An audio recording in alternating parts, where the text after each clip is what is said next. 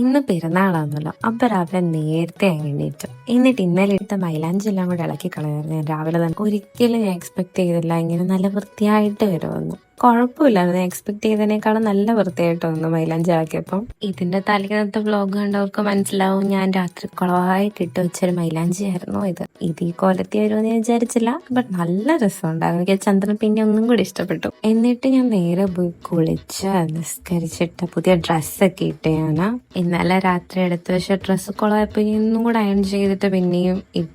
പിന്നെ ഞാൻ കുറെ നേരം ഡ്രസ്സിന്റെ ഭംഗിയൊക്കെ നോക്കിക്കൊണ്ടിരുന്നു. ഫോട്ടോ എടുക്കാൻ പോകുമ്പോൾ ഒരുങ്ങിയാൽ മതിയല്ലോ, അതുകൊണ്ട് ഞാൻ രാവിലെ ഒരുങ്ങിയില്ല. എന്നിട്ട് ഉച്ചയായപ്പോഴത്തേക്ക് ഞാൻ ബിരിയാണി കഴിച്ചു. എന്നിട്ട് ഞാൻ ഫോട്ടോ എടുക്കാൻ പോവാന്ന് വിചാരിച്ചു. അതുകൊണ്ട് ഞാൻ ഫോട്ടോ ഒക്കെ എടുക്കാൻ വേണ്ടിയിട്ട് എണീറ്റ് ഒരുങ്ങി റെഡിയായി. ഓർണമെന്റ്സ് ഒക്കെ ഇട്ട് ഫുള്ള് റെഡിയായി. ഇച്ചിരി ഓവറായി പോയെന്ന് ചോദിച്ചാൽ കുഴപ്പമില്ല, പെരുന്നാളല്ലേ, ഓവറായാലും കുഴപ്പമില്ലല്ലോ. എന്താ എന്റെ ശബ്ദത്തിന് ഒരു എനർജി ഇല്ലാത്തതെന്ന് വെച്ചാൽ ഈ പെരുന്നാളെല്ലാം കഴിഞ്ഞപ്പോഴത്തേക്ക് എന്റെ തൊണ്ട എനിക്കൊരു പണി തന്നു. കുറച്ച് മേക്കപ്പ് കൂടിയാലും കാണാൻ നല്ല രസമുണ്ടായിരുന്നു. ഒരുങ്ങി കഴിഞ്ഞപ്പോഴത്തേക്ക് നല്ല വെയിലടിക്കുന്നുണ്ടായിരുന്നു, സൺകി സ്റ്റൈൽ നല്ല രസമുണ്ടായിരുന്നു. അത് കാരണം വെയിലത്ത് പോയിരുന്ന കുറച്ച് ഫോട്ടോസും ആ ജനലിന്റെ കീഴിയിരുന്ന് ഞാൻ എടുത്തു. പിന്നെ എന്റെ അമ്മായി ഞാനും ഒരേ കളർ ഡ്രസ്സ് ആയിരുന്നു എടുത്ത്, സെയിം ഡ്രസ്സ് തന്നെ. അത് കാരണം എന്റെ കൂടെ ഫോട്ടോ എടുക്കണം എന്നുള്ള ആഗ്രഹം കൊണ്ട് എന്നെയും പിടിച്ചു നിർത്തി കുറച്ച് ഫോട്ടോ എടുപ്പിക്കുന്നതാണ് നിങ്ങളിപ്പി കാണുന്നത്. ഫോട്ടോ എടുക്കാൻ പോസ് ചെയ്ത് തരുന്നില്ല. അങ്ങനെ കുറേ സമയങ്ങൾക്ക് ശേഷം ആ ഫോട്ടോ എടുപ്പ് കഴിഞ്ഞു. പിന്നെ കുറച്ചു നേരം റെസ്റ്റ് എടുക്കാൻ വേണ്ടി ഫാനും ഓണാക്കി കുറച്ചു നേരം അവിടെ ഇരുന്നു. പിന്നെ നമുക്ക് കുറച്ച് സിംഗിൾ ഫോട്ടോസ് എടുക്കണമല്ലോ,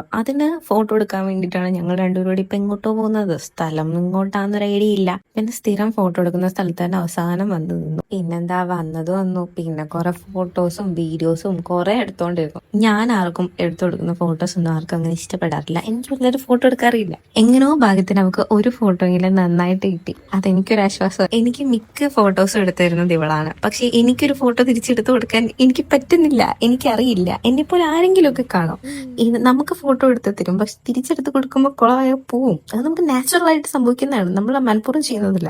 അങ്ങനെ ഫോട്ടോ എടുത്ത് സന്ധ്യ ആയപ്പോഴത്തേക്ക് അവിടെ നിന്ന് ഇറങ്ങി വരുന്ന വഴിക്ക് എന്റെ കമ്മലും കൊണ്ട് കളഞ്ഞിട്ടിരിക്കുകയാണ് ഇവളിപ്പോ. ഞാൻ ഇവളോട് 1000 വട്ടം പറഞ്ഞതാ കമ്മൽ ഊരി വെച്ചിട്ട് നമുക്ക് പോവാന്ന്. ഹെൽമെറ്റ് വെക്കുമ്പോ കമ്മൽ വെക്കുമ്പോ വേദനിക്കുമെന്ന് ഞാൻ പറഞ്ഞതാ. എന്നിട്ട് അവള് പറഞ്ഞാൽ കിട്ടില്ല.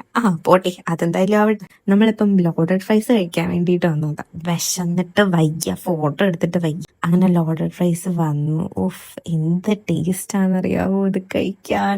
സത്യം പറഞ്ഞാൽ വിശന്നിരിക്കുമ്പോ ഇത് കഴിക്കണം കേട്ടോ. ശരിക്കും വയറും മനസ്സും നിറഞ്ഞു പോവും സത്യമായിട്ട്.